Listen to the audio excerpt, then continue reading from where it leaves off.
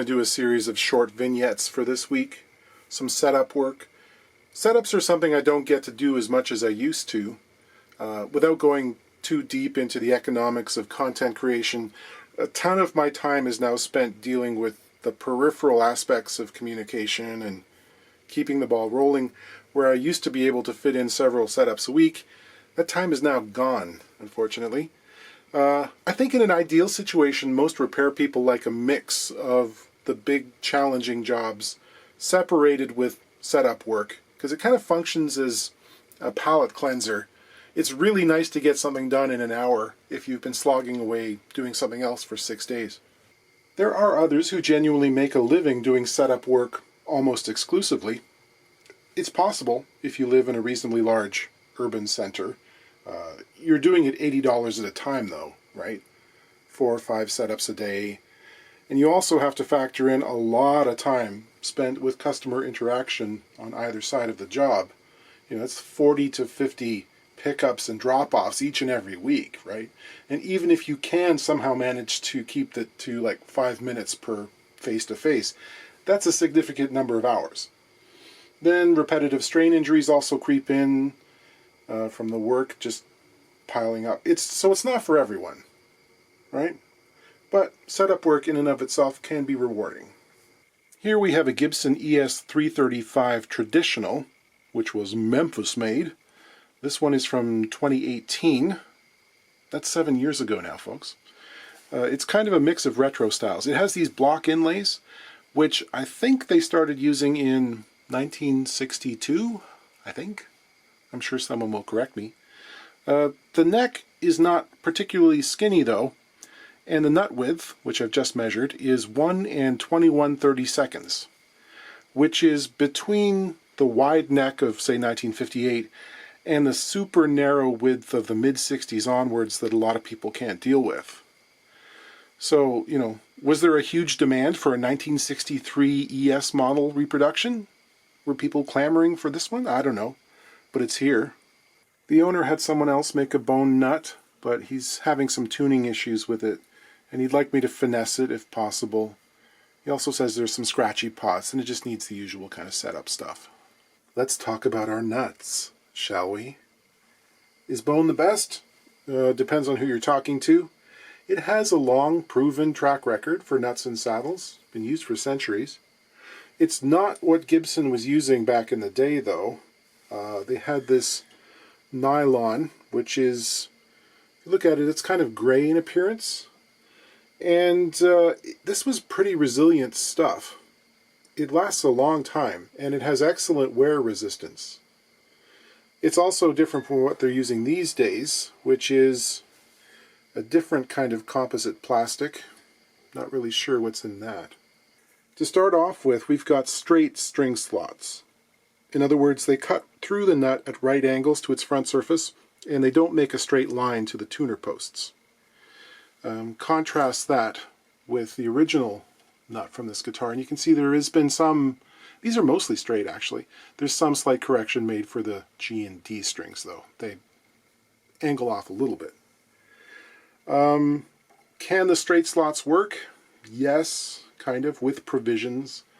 The thing is to limit the actual length of contact with the nut surface, while still providing enough guidance to keep the strings on path.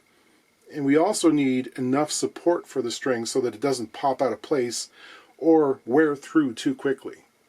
Like, you can make this a knife edge right at the front, and that's going to go away in a matter of months as you tune. It just gets ground right out.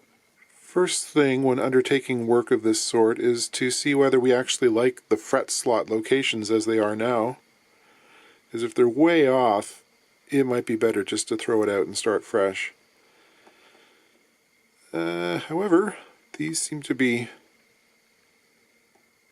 pretty good. I think they've probably been laid out using something like the Stuart McDonald proportional nut and saddle ruler, which gives you a varied spacing distance from string to string. And they look pretty good. And the amount of inset from the edge of the board looks okay as well. So I'm pretty happy with these. I think we can work with them. Next thing would be the amount of clearance over the first fret. There has to be some. And this is not bad at all. We can check by depressing the string between the second and third frets and making sure there is a little tiny bit of clearance over top of the first fret, or we can measure using a feeler gauge or a fancy digital gauge. What do we got here? Yeah, that is 21 thousandths, which is bang on. I'm going to check the neck relief while I'm at it. Got the capo at the first fret. I'll hold the sixth string down around the body joint, and then using my feeler gauges, ascertain what the gap is at the seventh fret here. And this is more than is necessary. This is 16 thousandths. I would like to see around 6 or 7. The action is reasonable. It's about 4/64ths on both the bass and the treble. So I think the very first thing I'm going to do is adjust the truss rod. This has been adjusted before. You can see there's some marring on the soft brass of the nut. It kind of begs the question, it was adjusted for excess relief. Why is that?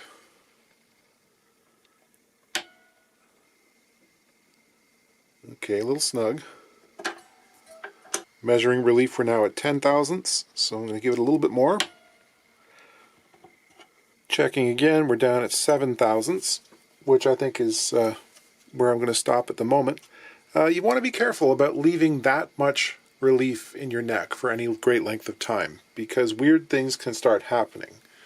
A lot of the time that means there's very little sort of restraining force on the neck wood, and it can start bowing and doing funny things of its own accord, or it might just stay that way and will require a whole lot of turns on your truss rod, which could maybe compress the wood that it's resting against, the washer of the truss rod, which bears all of that force. So it's something that has to be attended to every once in a while.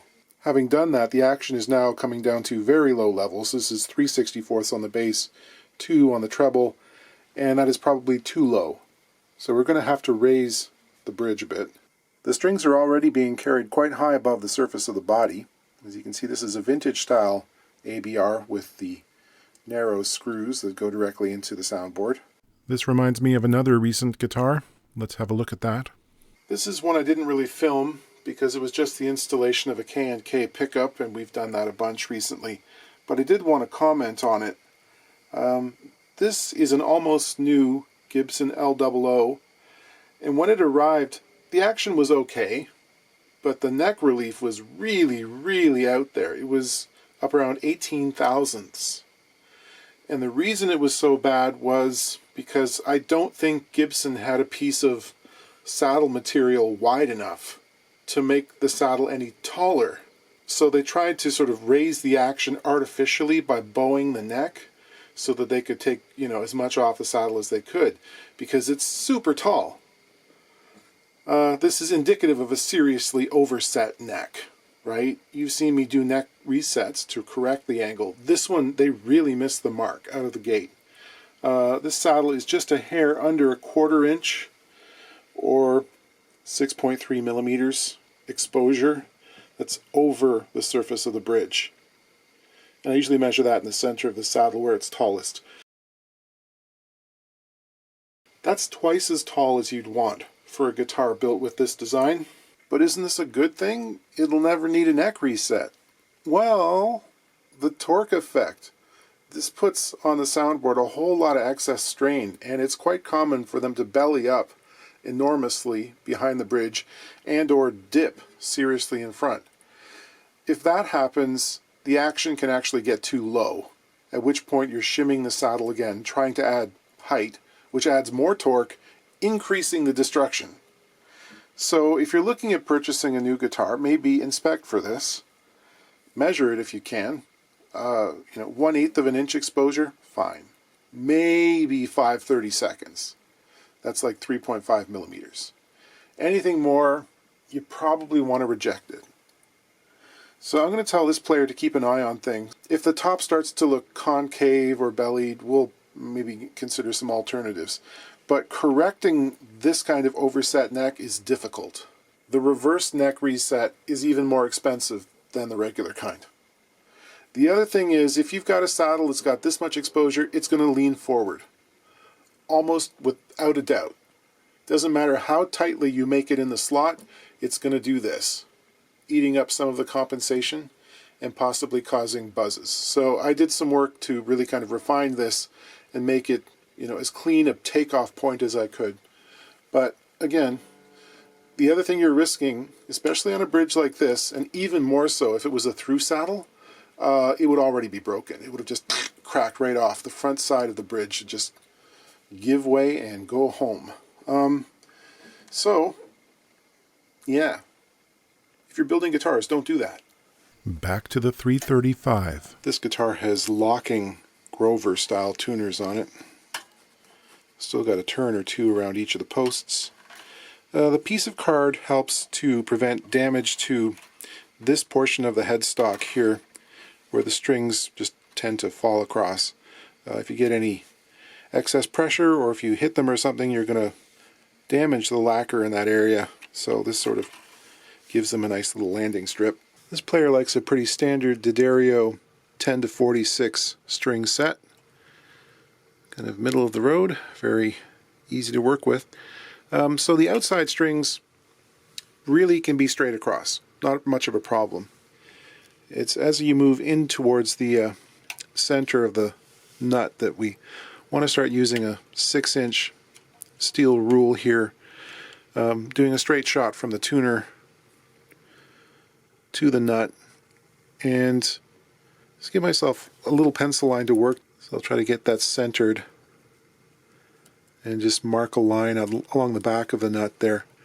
So we're going to try and keep the spacing at the front edge of the nut and just zhuzh it a little bit at the back side. The Stewart McDonald double edge nut files have this interesting property.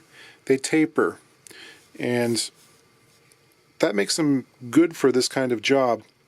Other, say the Japanese style or the single flat stock files, not so great for this because they tend to want to sort of go down and they don't really want to cut towards the side, whereas these guys do. So I'm going to be cutting for a 13 string here. I'm using a 12 gauge file. And starting towards the back, I'm not actually down in the slot at the front, in the back there. With some lateral pressure and a bit of an angle, I can move that slot in the direction I want it to go. Because these have got graphite pencil lead in them, it's really easy to see where I'm working.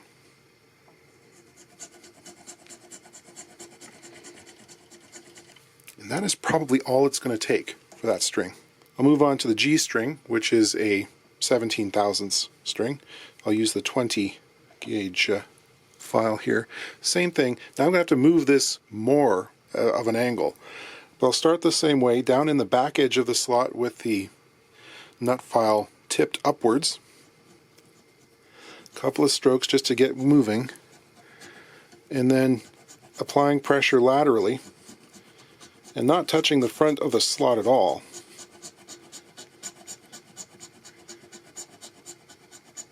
I don't want to tip the file at too much of an angle because that can cause a ramp effect that the string doesn't want to sit in. So I want to stay more or less vertical.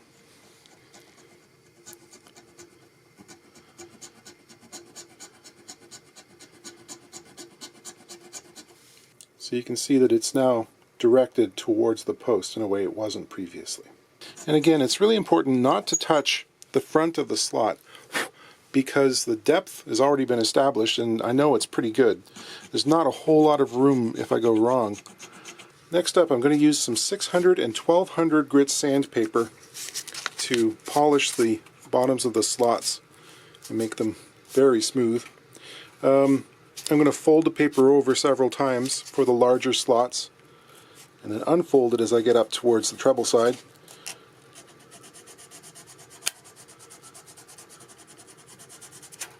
And again, this is also going to sort of soften the transition into the nut slot for the string and get rid of any rough areas that might cause it to hang up or chatter. Got some tape on here to protect the sides of the nut and the strings too. Not that I'm going to maintain those strings on there for very long, but I will use them for setting the intonation. I'll buff things up using some micro mesh pads. I'm going to reapply some graphite pencil lead.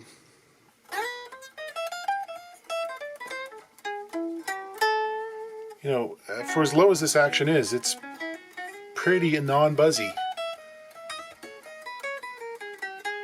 That's the thing. People ask, you know, how low is low, and it really depends on your style. Like if you're a jazz player with a light touch, you go pretty low. Or if you're a metal player who's using exceptionally high gain and a whole lot of distortion, you're never going to hear those buzzes. So I will raise it just a little bit, I think, to be on the safe side. Because if you're chunking away, you know, you're going to get a bit more noise out of it.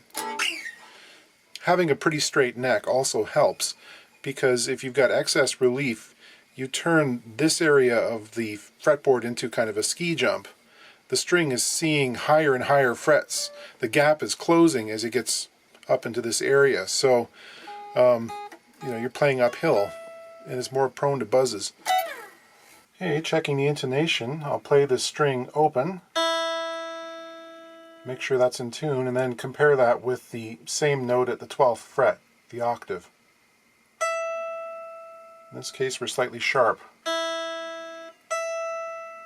That means the saddle has to move away from the nut.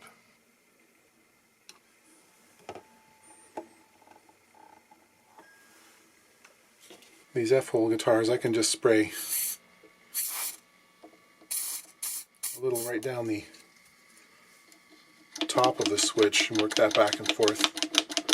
And that'll get into the affected area. I used to have this little plastic claw thing designed for pulling off knobs, but it broke one day, and I remembered this trick from Evan Gluck, which is this piece of polyurethane or polypropylene rope, I think, and it's very gentle and pulls knobs off without marring the surface, and they come off easily. This little cap just screws onto the threads of the pot and allows me to squirt cleaner down inside.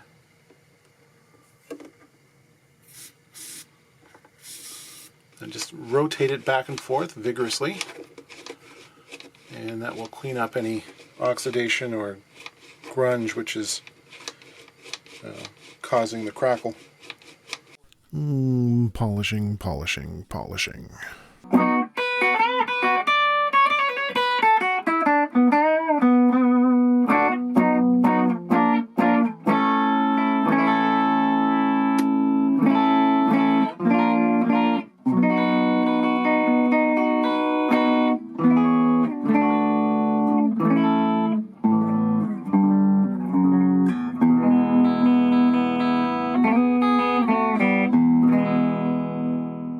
Hey everybody, look, it's a Fender Jazzmaster, the sleek and soulful sound of tomorrow and beyond.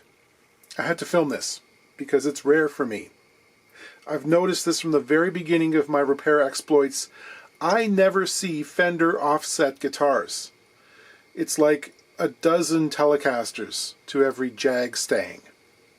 I don't know why. I occasionally see people performing with them. They're out there, but they never end up here. I sometimes joke that Mike Adams, Pusheen here on YouTube, manages to scoop up every single offset repair continent-wide, even though he lives 2,500 miles away. But I don't know. It's rare enough that I have to stop and celebrate. I don't think this requires all that much. It's sort of a basic setup. Anyway, the Jazzmaster. Fender's idea of what your late 1950s jazz man would want. Turns out that more surf guitarists needed it, but you know, what you gonna do? It showed up 1958. It has this novel, elongated body. The profile is as if someone stretched a Strat. They employ these wide single coil soap bar pickups. You've got roller controls, It's a familiar Fender sound, but a little bit beefier and warmer. The bridge and trem situation is quite different from what you find on a Strat.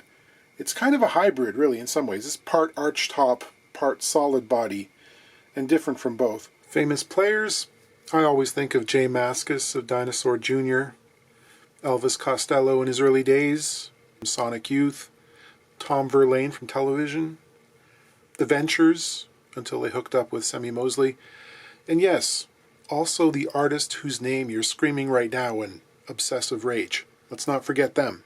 So, this is a Mexican-made product from 2018, still in very good shape. Picking it up, I feel like the action is weird, specifically in the center of the neck. It feels stiff in a way that makes me assume that there's excess relief in there. The other thing I notice is fret ends. 'Tis winter now, of course. The fallen snow has left the heavens all coldly clear, and through leafless boughs the sharp winds blow, and all the earth lies dead and drear. So let's make these a little less razor-like. They'll not only scar your heart, they'll scar your soul. Action is maybe a little on the high side of acceptable. It's 5/64ths on the bass side, and also about 5 on the treble. Some people like that. I would suggest that maybe it should come down a little bit, especially on the treble side. Neck relief, 15 thousandths, too much.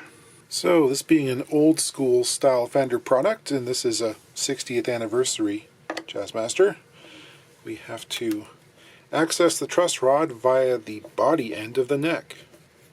Let's see here. It's possible this has never come off the guitar in its 8 years of existence. The usual kind of thing. No surprises. No shim in here. And I think we can get away with that, actually. This has got an aftermarket style bridge on here. This is not a vintage style. So ordinarily you'd want this to sit slightly lower to the pick guard. And I think the height is going to be fine just looking at it. So we'll set it up without the shim. But first of all, I got to tighten this truss rod. Need a fairly substantial adjustment. We'll start off with that. Now it all goes back together again. So that adjustment has halved the relief.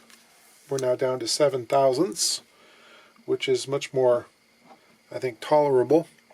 That has also coincidentally lowered the action while we were at it. Let's see what we're looking at now. We got just a hair above 4/64ths on the bass side, and just maybe a hair, no, it's about 4/64ths on the treble as well. So that's much more what we consider standard. It's amazing. This tiny little incremental changes in relief can make a big difference in playability. Like, this feels vastly different to play now, especially in the middle positions of the neck. I'm going to lower the pickup height right off the bat because we're just over a 32nd of an inch on the rhythm pickup here.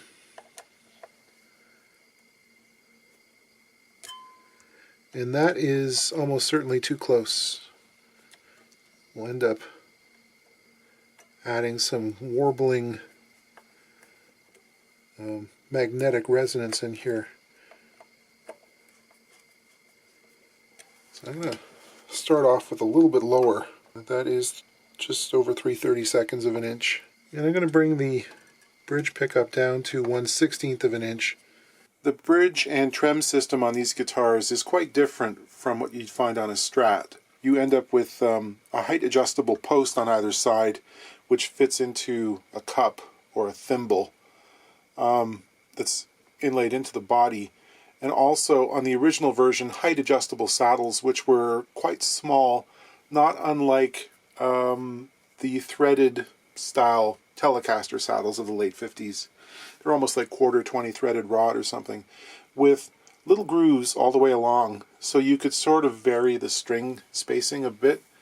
The issue is, unless there was sufficient downward pressure on those, and it's very difficult to get that, It's very easy for the strings to pop out of their grooves if you're strumming heavily. This is an aftermarket style bridge which has more significant grooves and will actually function sort of lower to the body.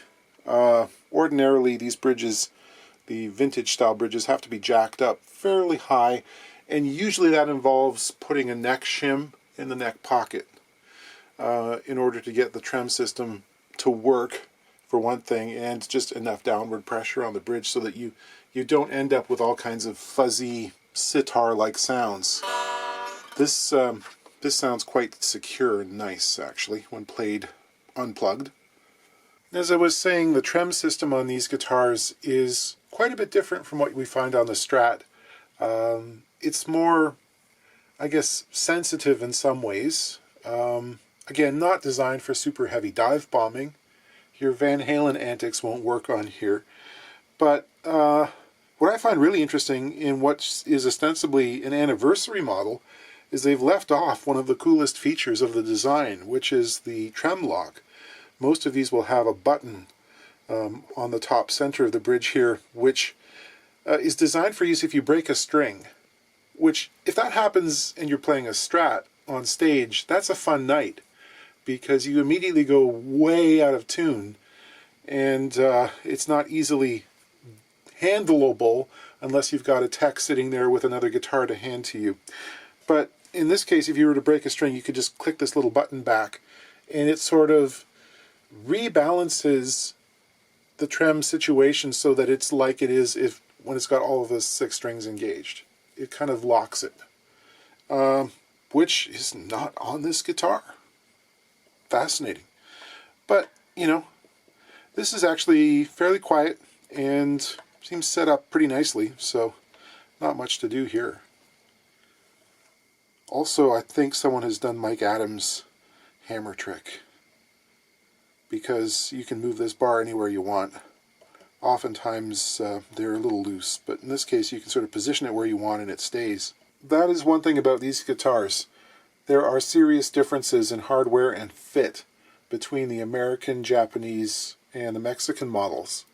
There are a lot of them, a lot of signature guitars, etc. There are also a lot of aftermarket parts that aren't guaranteed to fit. So modding these requires a bunch of homework. It's never going to be plug and play, usually. So once again, if you're into these and haven't seen Mike's channel, I'll leave a link in the video description. He's not producing as many these days. He's got a cool job now as an authenticator of important guitars from rock history. But there's still a whole bunch of really good information on his site about these. Sharp fret ends. How do we deal? I'm using this little file designed for the purpose from Stuart McDonald, not a sponsor. It has 2 safe edges, one on either side with no teeth on them. One is a flat surface and the other side is gently rounded. So I can set the flat one down and guide off the surface of the fretboard and describe a little arc to knock off those sharp corners. Those have been left over when the frets were filed flush with the edge of the board. Over time, as the fretboard shrinks with humidity changes, those edges can protrude and get really sharp. Then I can flip the file over and rest the rounded surface on the board and make a rolling motion to soften the edge of the bevel. Doesn't take much. We'll leave it looking Fender-like. But if you're willing to sort of concentrate and file a lot more, you can change the end profile into anything you like, up to including a semi-hemisphere, so-called hot dog frets. Little block with some 800 grit paper just to polish the ends.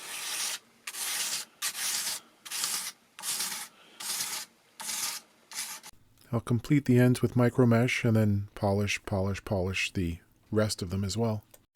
This is an Indian Laurel board and it was dry. Okay, you're going to put on some elixirs. These are 10s. You can get away with 10s.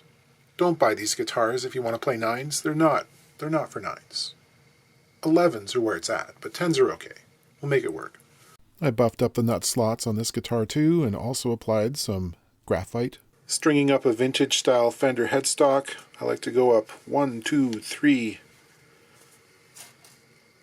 tuner posts, clip off, end of the string goes down in the hole, make a nice hard right angle bend, and then twist to your heart's delight. I think you want more than 2 wraps on these guys to get proper downward pressure on the nut. It actually aids in tuning stability. Intonation screws on this style of bridge have a little hex head in them. What'll they think of next? Yeah, the control package for the Jazzmaster can feel a little bit non-intuitive to those who are only used to working with Strats and Telecasters and such, because there is a standalone circuit designed to work with the neck pickup and give you some of those darker, warmer, jazzier tones that they figured people would want. There's a switch here. In the up position, we're in the rhythm mode, which provides us with a volume and tone control and only allows the neck pickup to work. And this gets very dark, to the point where I'm not sure how many people actually use it down there.